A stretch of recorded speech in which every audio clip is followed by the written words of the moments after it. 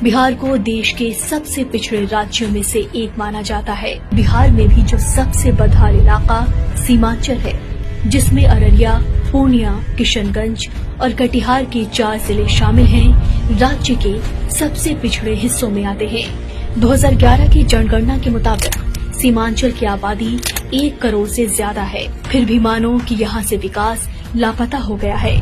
सीमांचल वो इलाका है जहां मुसलमानों की आबादी 47% है। ये अपने आप में सोचने वाली बात है कि किस तरह सरकार मुस्लिम अक्सरियत वाले इलाकों को दरकिनार कर देती है।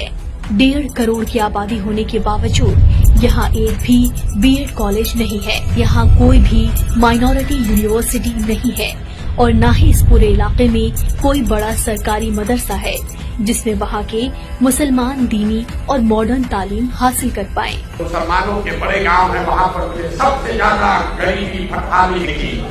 तो मैंने इस बात को गौर किया कि भाई ऐसा कैसे है कि जो बड़े मुसलमानों के गांव हैं उनकी हालात मिक्स आबादी वाले मुसलमानों के गांव से या मुसलमानों के छोटे गांव के मुकाबले ज्यादा खराब है। ऐसा क्यों है?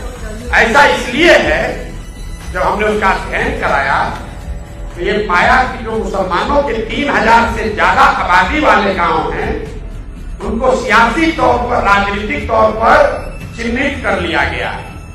तो जब कोई जदयू का, भाजपा का विधायक जीत कर आता है तो निश्चित करता है कि उस गांव की ओर मुंह भी न करे, वहां जाए भी न, वहां काम भी न करे।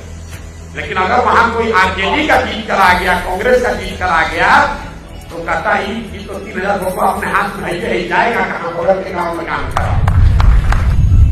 सीमांचल में महानंदा और कोसी से हर साल आने वाली बाढ़ भी है, जिससे रोजमर्रा की जिंदगी पूरी तरह से तहस नहस हो जाती है। हजारों लोग बेघर हो जाते हैं। लोगों की खेती बाड़ी पूरी तरीके से चौपट हो जाती है। बाढ़ के जाते ही हर जगह पानी खराब होने लगता है, जिससे सैकड़ों तरह की बीमारियां होती हैं।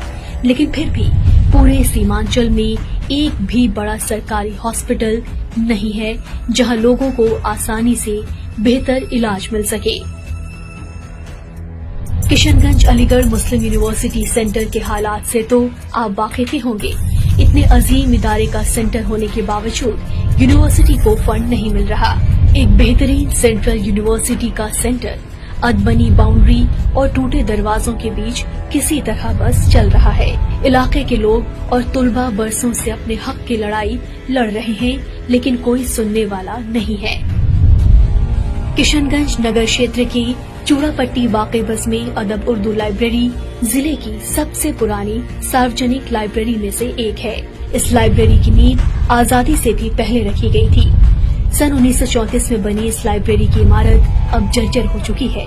शुरुआती दिनों में बस में अदब उर्दू लाइब्रेरी अदबी महफिलों और मुशायरों का मरकज हुआ करती थी। एक वक्त के बाद यहाँ पे बच्चे बीपीएससी की तैयारी करने आते थे, लेकिन अब इसके हालात उर्दू से मोहब्बत रखने वाले हर इंसान के लिए लम्हाए फिक्र हैं। लाइब्रेरी के लिए सरकारी फंड को हरी झंडी नहीं मिली और इस इमारत की उदासीनता यूं ही जारी रही। सीमांचल के साथ सौतेला व्यवहार क्यों? सच्चे कमेटी की रिपोर्ट के मुताबिक बिहार के मुसलमान दलितों के बाद सबसे ज्यादा बदहाल हैं। आजादी के बाद से देश की सियासी पार्टियां सिर्फ और सिर्फ मुसलमानों को वोट बैंक की निगाह से ही देखती रही हैं। लालू यादव के राज से लेकर नीतीश कुमार के मुख्यमंत्री होने तक आज भी सीमांचल के हालात मुसलसल बदहाल बने हुए हैं। स्कूल का बस्ता छाप पर बटन दबाएं, जन सुराज को विजयी बनाएं।